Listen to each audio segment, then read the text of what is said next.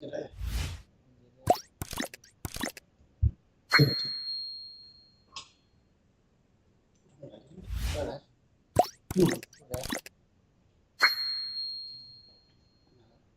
Pencet ya.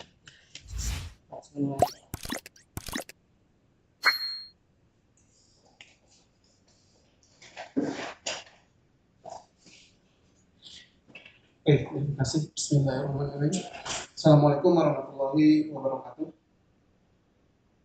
Selamat pagi semuanya. Salam sejahtera bagi kita semua. Alhamdulillah pada kesempatan kali ini saya bisa memberi sedikit paparan terkait dengan bocoran-bocoran atau kalau istilahnya kita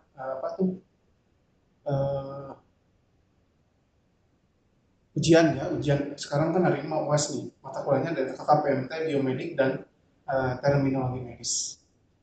Nah, ntar siang akan dilakukan ujiannya. Sebenarnya saya ucapkan selamat kepada seluruh mahasiswa yang sekarang lagi akan melakukan ujian akhir semester. Mudah-mudahan selalu diberikan kesehatan ya, sehingga bisa melaksanakan ujian secara baik selama 2 minggu sekarang. Nah, ini pada kesempatan kali ini saya akan membahas berkaitan dengan mata kuliah KKPMT 6 Biomedik dan Terminologi Medis. Nah, mungkin kalau mahasiswa-mahasiswa di sini sudah mendapat yang materi yang telah disampaikan di kelas. Namun pada kesempatan ini, pada pagi hari ini saya akan menyampaikan hal-hal yang inti dari perkuliahan selama 1 semester, sehingga teman-teman atau mahasiswa-mahasiswa ini bisa melaksanakan ujian secara baik kita di siang hari. Ini seperti biasa, ini ujiannya ntar ada PG ya, ada Trupos, ada esai juga nih. Nah, PG itu sekitar ada 15 soal. Nah, terus Trupos itu 5 ya. Dan yang paling penting yaitu adalah esainya. Ya. Nah, itu memiliki poin-poin tersendiri. Contoh, misalkan seperti sekarang pilihan ganda itu hanya 1 poinnya, ya. Dan ganda true false. Nah, yang paling gede itu adalah di soal UAS. Soal esai.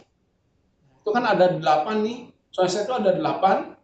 Nah, dari 1 soal itu sudah mendapatkan poin 10. Ya, itu udah mendapat poin 10. Makanya walaupun esai itu agak-agak sedikit susah ya, tapi diusahakan ini yang 8 ini dikerjakan secara baik. Ya. Nah, ini apa saja nih? Nah, bicara lagi ya terkait dengan KKPMT 6 Biomedik dan Terminologi Medis. Ini mata kuliah yang digabungkan antara biomedik dan terminologi medis. Ya, mungkin kalau sebelum-sebelumnya ada KPMT 1, 2, 3, 4, 5, ya, 1, 2, 3, 4. Nah, ini mata kuliah di mana biomedik dan terminologi medisnya itu dipisah. Nah, makanya mata kuliahnya ada KPMT 1 biomedik, ada KKPMT 1 terminologi medis. Nah, itu ya. Jadi pada mata kuliah ini udah pasti digabung antara biomedik dan terminologi medis. Jadi mahasiswa ini bukan dipaksa istilahnya, itu harus selama 1 semester itu memahami biomedik dan terminologi medis. Nah, ini lumayan agak sedikit banyak juga materinya ya. Namun untuk materi UAS ini tidak semua masuk ya. Jadi materi yang saya sampaikan UTS itu tidak akan masuk. Jadi khusus ya. Jadi untuk KPMT 6 ini materi pembahasan itu kalau di ICD itu istilahnya adalah injury, poisoning, dan external cause. Ya. Nah, injury kemarin materi UTS sudah dijelaskan semuanya, dimulai dari cedera kepala, luka terbuka, terus blaster, ya, kontusion, dan sebagainya itu materinya sudah disampaikan pada saat UTS. Nah, pada saat ketika UTS, injury ini sudah tidak akan masuk lagi nih materinya, soalnya di dalam materi UAS sekarang. Nah, ya, UTS itu kan ada nih, ada injury, terus ada burn, ya, terus ada lagi apa tuh, frostbite, ya, dan sebagainya itu masuk ke materi UTS. Namun untuk UAS itu hanya satu, ya. Nah, hanya dua kalau salah, hanya dua yang masuk, yaitu poisoning, terus external cause, dan satu lagi itu adalah antidotum. Nah, ini berkaitan, antidotum ini berkaitan dengan poisoning.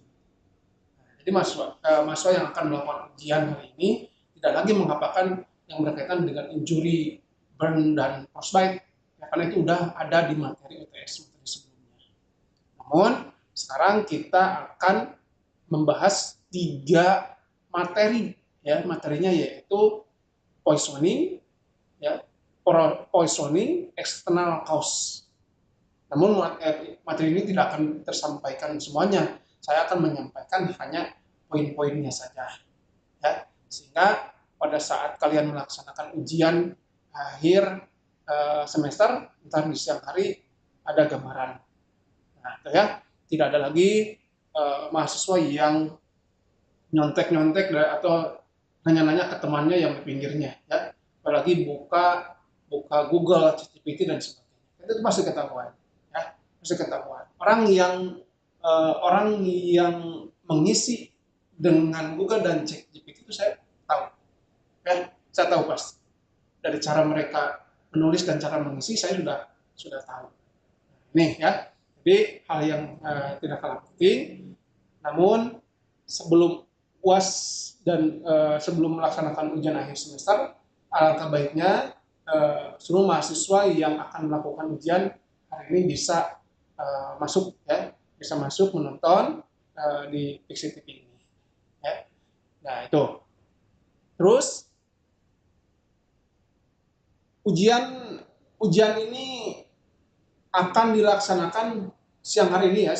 Ada yang dimulai biasanya dari jam 12.30, ya, ini selama 90 menit, tetap, ya, ini menggunakan e-learning, tapi untuk pengisian esainya ntar dilakukan di kelas, ya. Ingat, hari ini saya akan membahas ini berkaitan dengan poisoning, terus external cause kalau ada waktu saya akan bahas sedikit, ya. Nah, nih mungkin seluruh mahasiswa yang menonton hari ini sudah paham, ya, paham apa itu poisoning karena sudah saya berikan pemaparan di kelas. Namun hari ini saya akan memberikan poin-poinnya apa saja nih yang kira-kira masuk, ya. Jadi intinya bukan kisi-kisi, ya, bukan kisi-kisi. Jadi ini adalah resume rangkuman perkuliahan dari materi UAS, ya, yaitu poisoning, antidotum, dan external cause. Itu, ya. Nah, yang pertama kita mungkin akan bahas terlebih dahulu yaitu poisoning. Nah, mungkin teman-teman di sini sudah paham, ya, apa itu poisoning.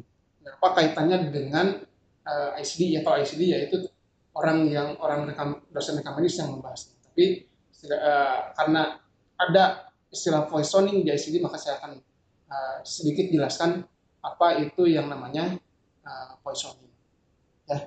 Nah, poisoning ini masuk ke injury, poisoning, dan poisoning. Nah, tapi kalau poisoning ini biasanya ini ada, ya, kode situ ada kodenya, kode khusus untuk injury atau untuk keracunan atau poisoning. Nah, poisoning itu banyak sekali. Banyak seorang itu yang mengalami, atau kasusnya itu banyak sekali yang mengalami terjadinya poisoning, ya.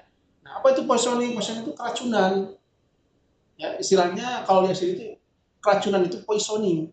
Jadi kalau ada kasus-kasus ya pasien yang mengalami keracunan, ya, pasien yang mengalami keracunan itu istilahnya dalam SID itu poisoning. Nah, namun poisoning itu beda-beda ya, banyak sekali penyebab dari keracunan itu, banyak sekali penyebabnya. Ya, namun sebelum ke penyebab, kita bahas dulu sedikit apa itu yang disebut dengan poisoning atau keracunan. Ya, tuh. Pertama nih, mungkin teman-teman mahasiswa sudah paham ya apa itu poisoning. Nah, ini apa itu poisoning? Nah, racun atau sebut dengan racun, bahan yang jika tertelan, ya, terhirup, terus terserap ke dalam kulit.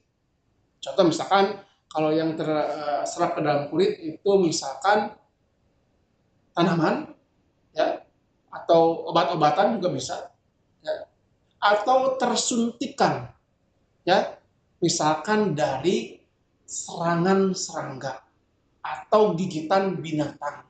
Nah, itu adalah masuk kategori keracunan, namun kategorinya adalah suntikan. Nah, ya, ingat. Jadi keracunan itu adalah di mana ada bahan bisa zat kimia, ya, bisa zat padat, bisa cair, ya, bisa dalam bentuk ya zat kimia dan cair padat, ya, yang masuk ke dalam tubuh, ya, yang masuk ke dalam tubuh. Nah, itu disebut dengan poisoning. Ya, itu poisoning disebut. Jadi kalian harus paham, oh poisoning itu artinya adalah di mana zat bisa zat kimia, ya, zat padat dan zat cair itu masuk ke dalam tubuh. Bagaimana caranya? Tadi bisa tertelan, ya, bisa terserap, bisa terhirup, ya, bisa satu lagi tersuntikan. Nah, itu adalah kategori di mana seseorang itu atau di mana seorang itu mengalami keracunan. Ya. Nah, ini sangat bahaya sekali karena kenapa? Karena racun ini sifatnya ini bisa mematikan, bahkan mematikan juga.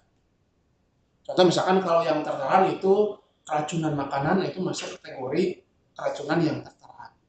Atau keracunan obat, ya. Nah, di ICD itu ada nih keracunan obat. Nah, ntar kita sedikit ya jelaskan apa saja yang bisa mengakibatkan keracunan obat. Tuh, ya. Nah, keracunan adalah salah satu kasus darurat yang paling sering terjadi pada anak-anak di bawah usia 5 tahun. Ya. Nah, ini jadi yang paling banyak itu di mana kasusnya itu adalah anak-anak. Kenapa anak-anak? Karena ini biasanya anak-anak itu disebabkan karena faktor makanan. Nah, ini makanya hati-hati nih ya, orang tua tidak boleh seenaknya. Tidak boleh seenaknya itu menyimpan misalkan zat kayak seperti sabun ya, Wipol, ya, terus apalagi dan sebagainya itu di dalam botol. Ya. Apalagi kalau seperti Wipol ya atau apa, itu sabun pencuci piring, itu kan selintas seperti minuman yang menyegarkan, ya. Terus disimpan di dalam botol. Nah, biasanya anak-anak ini dengan secara tidak sengaja dia mengkonsumsi atau meminum minuman tersebut, sehingga makanya anak-anak ini yang sangat banyak sekali mengalami keracunan, ya. Tuh, keracunan merupakan masuknya zat yang mengandung racun ke dalam tubuh, baik melalui saluran pencernaan dan saluran pernapasan atau kulit tadi yang seperti saya jelaskan. Ya. Jadi masuknya racun itu bisa masuk ke dalam sistem pencernaan, ya, bisa saluran pernapasan, bisa melalui kulit. Nah, itu yang paling banyak, atau yang satu lagi melalui suntikan. Itu yang paling banyak racun itu masuk ke dalam tubuh. Jadi bukan makanannya yang mengandung racun, ya, bukan makanannya itu beracun, bukan, tapi makanannya itu mengandung racun. Mohon saya jelaskan lagi, bukan makanan yang ada racunnya, tapi makanannya mengandung racun. Jadi tidak semua makanan mengandung racun. Ya. Nah, contoh misalkan makanan yang dikonsumsi udah lama nih, makanan sudah 3 hari, 4 hari, 5 hari, terus misalkan dikonsumsi, makanannya tidak mengandung, awalnya makanan tidak mengandung racun, tapi karena sudah lama, ya, sudah lama disimpan selama 3 sampai 5 hari, akhirnya makanan tersebut mengandung mengandung racun. Ini bahaya sekali, ya. Nah, ini jadi anak-anak kos-kosan ya hati-hati ya. Nah, ini biasanya karena sisa misalkan bekas makanan malam hari terus dikonsumsi lagi di siangnya atau di paginya, nah itu ya tidak baik ya. Langkah baiknya makanan itu hanya digunakan 1 kali makan dan tidak boleh dimakan lagi. Kenapa? Karena dikhawatirkan makanan tersebut sudah akan uh, tumbuh racun. Racun dari mana? Dari bakteri, bisa dari virus, bisa dari jamur. Ya, jadi racun itu bukan dari yang dibayangkan, misalkan dari racun tikus, dari cairan baygon dan sebagainya, bukan. Ya, terus dari apa lagi itu yang kasus apa eh, kasus-kasus pembunuhan-pembunuhan itu diberikan zat kimia, enggak, tapi racun itu bisa, makanan bisa beracun karena bisa dari akibat bakteri, virus dan jamur. Ya, ini.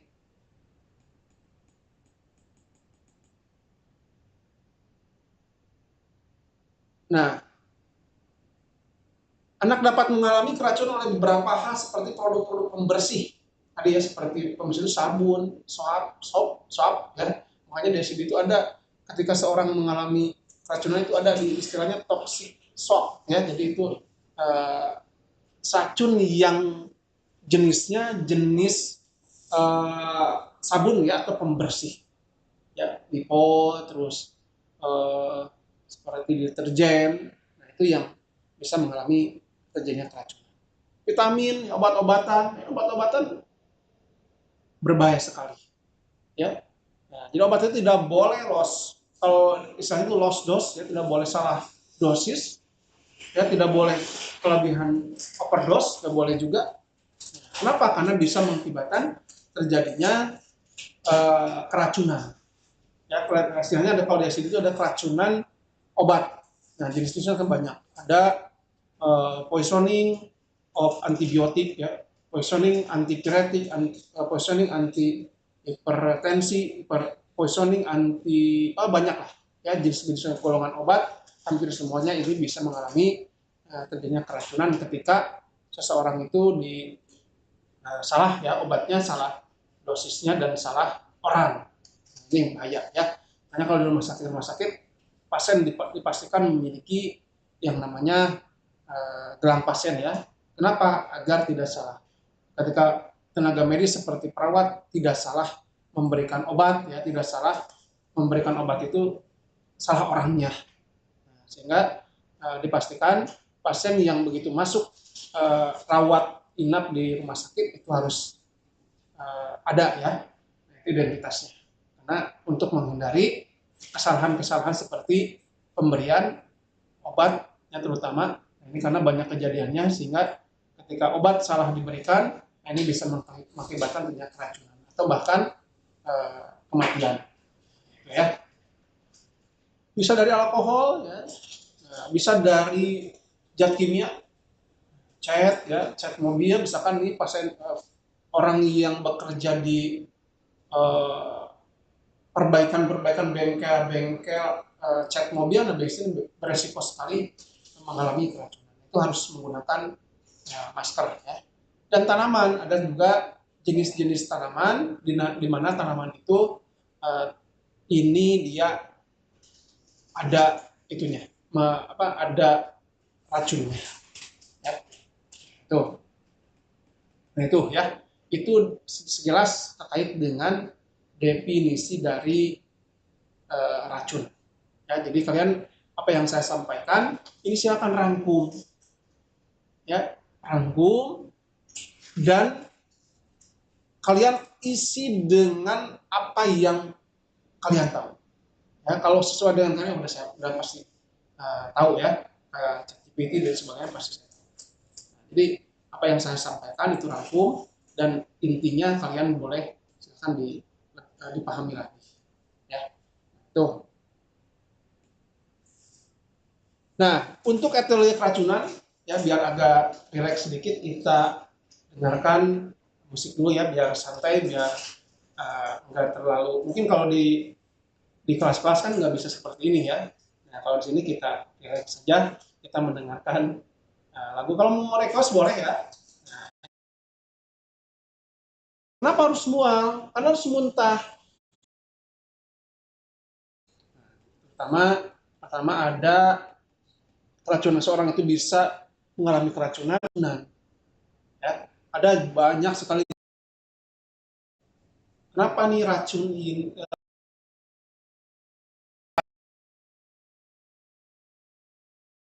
laptop? Oh yang ini ya, transition.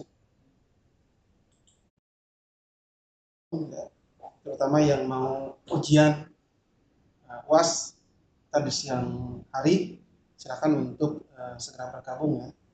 Ini untuk apa? Agar setidaknya ada gambaran terkait dengan ujian di siang hari. Pokoknya rugilah kalau nggak nonton hari ini. Kalau yang nonton hari ini pasti insya Allah bisa ya. Kenapa yang sampaikan ini adalah inti dari semua perkuliahan selama materi UAS. Ya. Tadi saya udah bicara berkaitan dengan definisi racun dan lain sebagainya. Ya.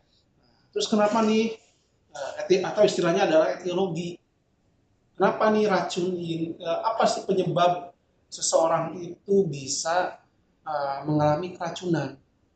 Ya. Ada banyak sekali jenis-jenis bahan racun ya. Pertama, pertama ada keracunan, seorang itu bisa mengalami keracunan akibat karena bahan kimia. Ya, istilahnya adalah chemical toxicant. Ya, chemical toxicant. Berarti ini seseorang dikatakan mengalami keracunan akibat dikarenakan kena zat kimia. Nah, ini contoh misalkan ya, contoh seperti pestisida. Nah, pestisida, jadi yang pestisida itu sejenis zat kimia yang biasanya yang sering kontak ini adalah seorang petani, ya, petani di sawah, di kebun dan sebagainya. Ini mereka berisiko. Resikonya apa? Resikonya adalah mereka mengalami keracunan, tapi keracunannya itu jenis pestisida. Ya, ada organoklorid, ada organofosfat, ada karbonat, itu adalah jenis-jenis pestisida. Ya. Ini bisa mengalami keracunan. Ada lagi nih golongan gas seperti nitrogen, metana, karbon, monoksida, klor. Ya.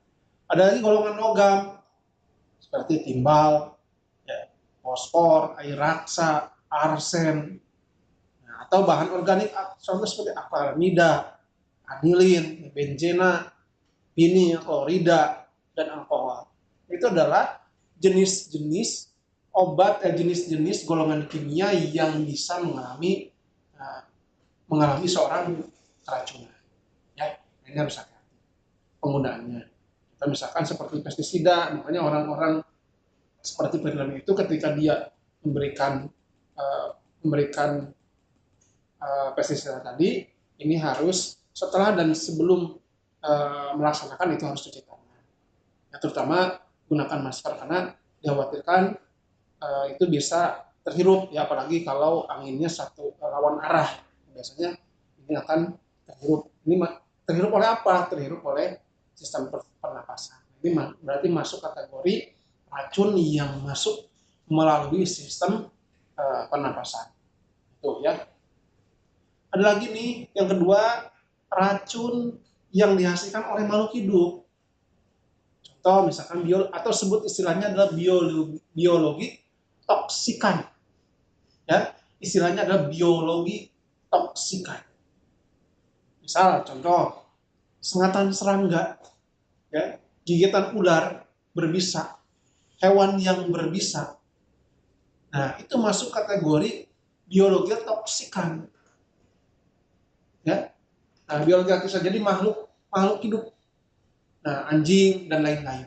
Nah, ini misalkan seperti yang dua itu yang racun yang biasanya melalui makhluk hidup. Makhluk hidup itu kan bukan hanya manusia, hewan, tumbuhan, itu makhluk hidup. Ya. Nah, makhluk hidup itu bisa mengakibatkan keracunan. Tadi yang seperti saya sebutkan, serangga, gigitan ular, anjing, dan lain-lain, dan banyak jenis-jenis hewan. Ini hewan tersebut di mana dia menghasilkan atau bisa menyebabkan terjadinya keracunan. Ya. Terus yang ketiga ada racun yang dihasilkan oleh jenis bakteri. Ya. Nah, jadi istilahnya adalah istilah medisnya bakterial toksikan. Ya, jadi racun yang dihasilkan karena bakteri. Nah, itu banyak bentar. Nah, biasanya ini keracunan ini diakibatkan atau masuk lewat sistem pencernaan yang muncul atau timbul ketika makanan itu tidak baik pada saat disajikan atau pada saat pengolahannya. Nah, atau tadi makanan yang sudah 3 hari baru dikonsumsi kembali. Nah, itu yang nggak boleh. Kenapa dikatakan nggak boleh? Karena ketika 3 hari makanan dibiarkan atau makanan disimpan, maka akan terjadi tumbuhnya yang namanya bakteri. Bisa jamur, bisa virus, ya. Nah, itu yang bisa. Contohnya misalkan seperti apa nih bakteri? Ada Bacillus cereus, ya. Ada Complybaccus jejuni, ya. Ada Clostridium botulinum. Nah, ini biasanya Clostridium botulinum itu ada di makanan kaleng. Nah, itu biasanya tumbuh bakteri yang namanya bakterinya botulinum. Ya, ada Escherichia coli dan lain-lain. Ya, nah itu bisa mengakibatkan terjadinya keracunan.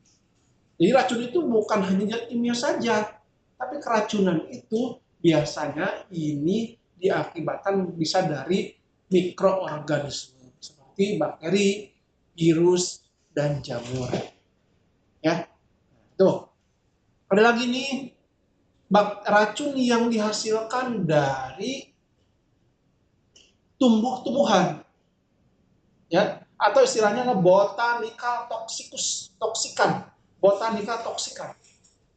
Nah, botanical toksikan ini adalah sejenis tumbuhan, ya, contoh misalkan seperti jamur, ya, jamur amanita, jamur psilocybin, oleander, bahkan kecubung, ya, dan lain-lain, itu bisa mengakibatkan terjadinya keracunan. Dan hati-hati ya, mahasiswa jangan pernah menyentuh yang namanya tadi kecubung, ya. Karena kenapa? Kecubung ini bisa menghasilkan racun. Jenisnya adalah racun yang tumbuh dari tumbuhan. Nah, itu ya. Jadi ada 4 penyebab dari terjadinya keracunan. Pertama ada tadi zat kimia, ya. 2 adalah racun yang dihasilkan oleh makhluk hidup. Contoh seperti gigitan hewan, ular, dan lain-lain, itu masuk kategori gigitan dari hewan, dari makhluk hidup. Ada lagi yang ketiga ada racun yang dihasilkan oleh jenis bakteri. Yang keempat terakhir adalah racun yang dihasilkan oleh tumbuhan. Nah, contohnya tadi saya sudah jelaskan. Itu ya, itu adalah jenis di mana seseorang itu mengalami keracunan atau racun masuk ke dalam tubuh. Ya, nah, ini.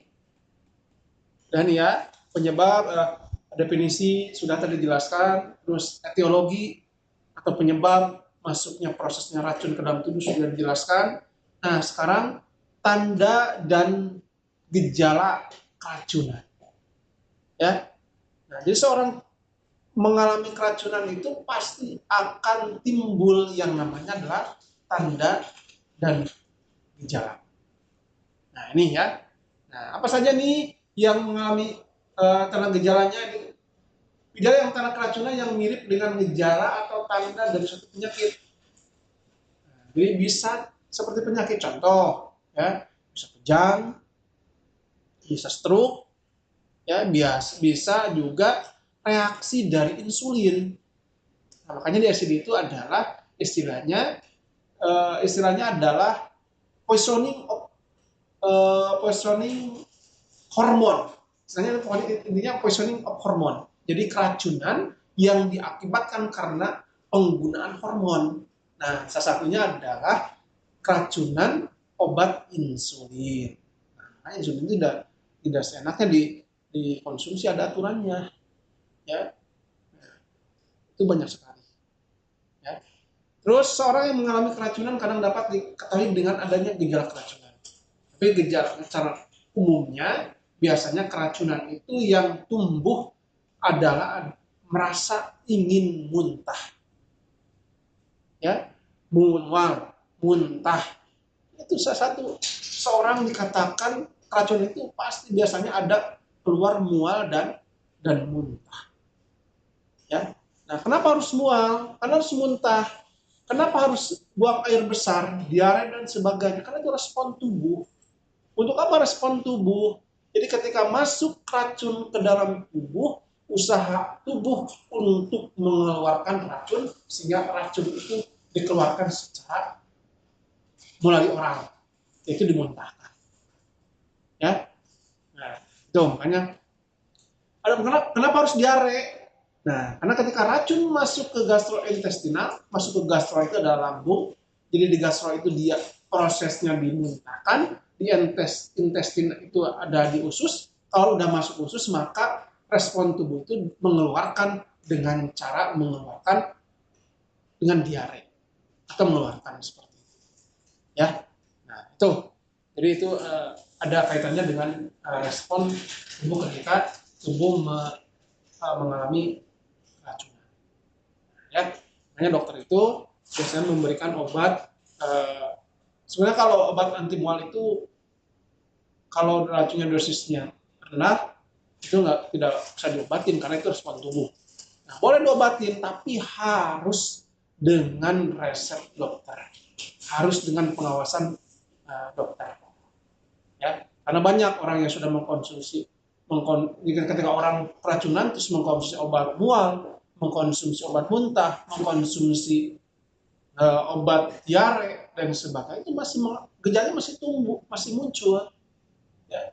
Udah ada mengkonsumsi obat anti mual masih muncul. Nah, makanya penggunaan obat tersebut harus diawasi oleh dokter. Nah, karena tadi mual, muntah dan diare itu adalah sebagai respon tubuh untuk usaha untuk mengeluarkan racun yang sudah masuk ke dalam tubuh yang melalui dengan cara muntah dan dibuang melalui buang air besar, ya. Itu ada yang ngomong misalkan ketika apakah air kelapa ini bisa menyembuhkan seorang mengalami keracunan, ya. Saya jawab tidak. Kalau untuk mengobati, air kelapa itu tidak bisa, ya. Ini kan pertanyaan mengobati, jadi untuk mengobati tidak bisa. Namun air kelapa ini bisa mengurangi gejala ketika seorang itu mengalami dehidrasi. Biasanya kan kehilangan kalium, kalsium dan sebagainya keluar. Nah, caranya untuk menyeimbangkan cairan yang sudah keluar itu dengan mengkonsumsi air kelapa. Tapi kalau untuk mengobatinya itu tidak bisa, ya. Nah, itu salah satu tanda gejala yang muncul pada saat seorang mengalami keracunan. Ada luka bakar di bibir atau mulut anak-anak. Nah, biasanya kalau udah ada luka bakar di bibir, ya, mulut, biasanya seorang itu mengalami kategori keracunan yang diakibatkan karena zat-zat kimia. Biasanya zat kimia itu sifatnya korosif, jadi merusak, ya. Nah, seperti itu. Biasanya susah untuk dibangunkan, lemes. Terutama kalau pasiennya sudah mengalami mual muntah itu pasti lemes.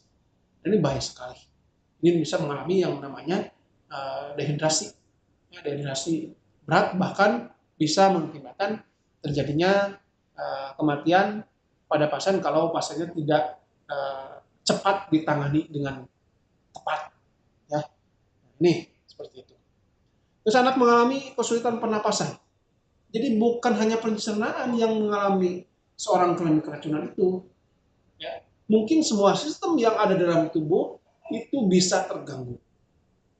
Walaupun racun itu masuk melalui gigitan, masuk melalui sistem pencernaan, ya, masuk ke sistem pernapasan, jadi tidak mesti harus sistem yang terganggunya, tapi ini bisa kemana-mana menyebar. Nah, salah satunya ketika seorang mengalami keracunan itu bukan hanya sistem organ lain yang mengalami keracunan, tapi semuanya. Satunya adalah pada saat satunya adalah kesulitan seorang itu bernapas, ya, bisa dyspnea, bahkan bisa apne. Apne itu adalah mengalami seorang itu henti napas, tidak ada napas. Tuh ya.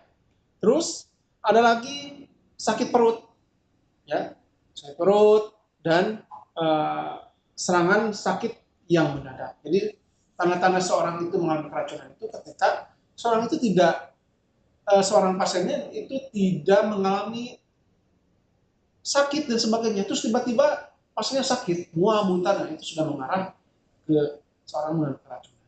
Ya, nah, itu biasanya tanda gejala yang sering muncul pada seorang ini mengalami keracunan pada tubuh, ya.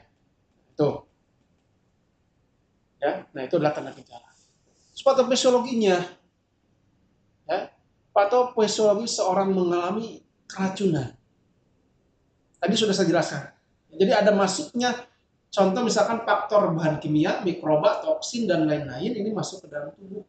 Ya, sehingga ini ketika masuk ke dalam tubuh sehingga bisa mengganggu fungsi organ dalam tubuh. Semua fungsi organ dalam tubuh. Pencernaan, sistem pernapasan, ya, sistem neuromuskular dan sebagainya ini bisa terganggu. Nah, ini ya. Nah, ketika masuk, nah maka akan muncul tanda dan gejalanya. Contoh tadi mual, muntah, diare, ya, perut kembung, gangguan pernapasan, sirkulasi darah, kerusakan hati terutama. Ya. Nah, ini hati-hati. Biasanya efek toksik ini atau efek racun ini yang paling menonjol itu adalah adanya kerusakan pada hati dan ginjal, terutama ginjal juga bisa besar. Kenapa ginjal? Karena ginjal itu berkaitannya dengan dehidrasi. Jadi orang yang keracunan itu biasanya tandai dengan adanya dehidrasi, dengan mual muntah. Mual muntah bisa mengakibatkan dehidrasi. Ketika seorang mengalami dehidrasi, maka pasokan darah yang masuk ke dalam ginjal itu sedikit. Nah, makanya ginjal itu akan sekali mengalami dampak ketika seorang mengalami keracunan. Nah, makanya kalau di rumah sakit dokter pasti yang diperiksanya itu adalah yang utama adalah ginjalnya, ya, ginjalnya itu aja, ya. Nah, ini salah satu contoh organ yang bisa mengalami efek, ya, terhadap racun masuk ke dalam tubuh. Nah, contoh misalkan kerusakan hati akibat keracunan obat dan bahan kimia itu bisa, ya. Tadi misalkan seperti keracunan suapan antibiotik dan sebagainya itu bisa juga. Ya. Ini bisa masuk ke dalam saluran pencernaan, maka gangguan utama yang terjadi adalah mual muntah. Ya. Bila masuk ke jalan sistem pernapasan, maka yang terganggu adalah sistem pernapasan. Ya, itu. Tapi walaupun proses masuknya itu dimanapun, tapi efek dari racun itu bisa menimbulkan ke organ lain. Nah, itu ya. Jadi ini harus tindakannya segera cepat dan tepat. Nah, ada lagi macam-macam keracunan. Ada keracunan hidrokarbon, ya, hidrokarbon. Terus ada keracunan makanan. Nah, ini ada, ya, keracunan makanan yang kalian harus paham karena kalau nggak salah disinggung di UAS, ya. Ada keracunan makanan, Banyak racun makanan itu. Contoh misalkan ya, seperti keracunan yang diakibatkan karena jamur, ya, keracunan makanan kaleng tadi disebabkan oleh kuman atau bakteri. Namanya kaleng itu adalah bakteri Clostridium botulinum. Itu jenis bakteri di mana bakteri ini bisa muncul pada makanan yang dikemas melalui kaleng. Ya, nah, karena gejalanya hampir sama lah ya dengan yang lain. Keracunan jengkol, nah itu masuk kategori makanan. Ya. Nah, kenapa jengkol bisa mengakibatkan keracunan? Ini terjadi penumpukan kristal asam jengkolat, ya, terutama di dalam tubuli ureter. Nah, itu ya, di dalam tubuli ureter dan uretra. Berarti ini adanya penumpukan zat asam jengkolat di dalam ureter dan uretranya. Apa itu ureter dan uretra? Itu adalah organ yang ada pada sistem apa itu urin, ya, di salurannya. Nah, di dalam saluran sistem urin terjadi penumpukan yang namanya asam jengkolat. Nah, ini hati-hati. Ya, jadi kalau jengkol sudah dikonsumsi berlebihan, oh saya mau makan jengkol nih, misalkan 1 kilo sendiri, oh jangan ada yang minta, karena saking sukanya, itu nggak boleh. Ya, kenapa? Karena resikonya ada keracunan. Apa racunnya? Itu adalah kristal asam jengkolat. Dia akan menumpuk di dalam saluran ureter dan uretranya. Nah, sehingga apa yang terjadi? Yang terjadi pasiennya biasanya nyeri pinggang, nyeri perut, muntah, hematuria. Hematuria itu adalah kencing yang bercampur dengan darah. Hemo itu darah, uria itu adalah air kencing. Oligouria. Nah, ini kalau terminnya diambil dari 2 istilah kata, ya, oligo dan uria. Nah, jadi oligo itu artinya adalah sedikit, ya, uria itu ada apa? Urin. Nah, jadi kencingnya sedikit ini. Jadi ketika pasien mengalami keracunan jengkol, itu bisa mengalami terjadinya oligouria, hematuria, oligouria. Bahkan sampai bisa pasiennya itu mengalami anuria. Ya. Jadi anuria ini di mana pasien itu, itu istilahnya adalah tanpa atau tidak. Kalau di istilah medis, kalau di termin.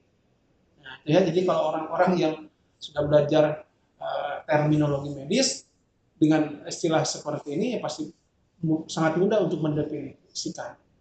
Anuria, oh an itu tanpa atau tidak. Uria itu adalah urin, kencing.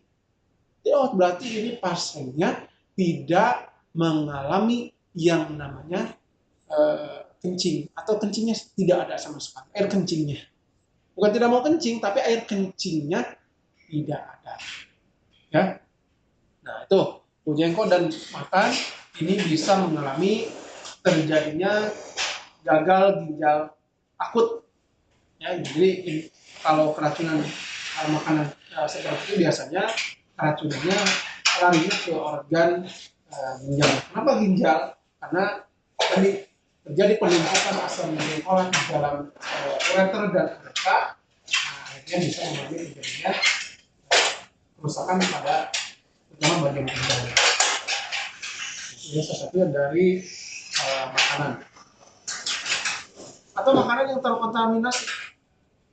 Nih, jadi banyak makanan yang